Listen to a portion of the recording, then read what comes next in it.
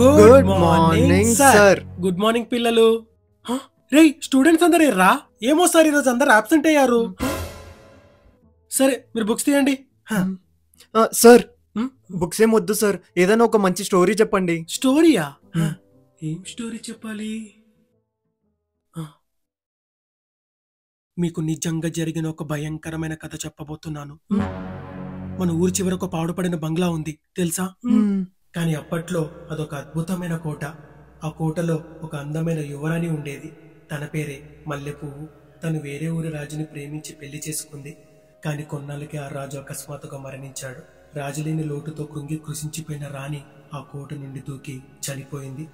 కానీ ఇప్పటిదాకా తను ఆ కోటలోనే దెయ్యంలా తిరుగుతుందని చాలా మంది నమ్ముతున్నారు. అందుకే ఎవ్వరు ఆ కోట వైపు కన్నెత్తి కూడా చూడరు. ఈ కథ గురించి ఎక్కువ ఆలోచించకండి, మీకే మంచిది. కొంపతీసి క్లాస్ లో దెయ్యం లేదు కదా? అయినా ఈ కాలంలో దయ్యాలు భూతాలేంటి మామ? సార్కి ఏం తెలుసు, ఏదో వాగుతున్నాడు. అవును మామ, ఈ కాలంలో దెయ్యాలేంటి భూతాలేంటి కదా, అందుకే ఈ రోజు నైట్ ఆ కోటకి వెళ్దాం. నేను రాను. అంటే నువ్వు భయపడ్డావు కదా? నేనేం భయపడలే. అయితే పదా, మస్తు ఉంటది మామ, థ్రిల్ ఉంటదిరా, వెళ్దాంరా. సరే.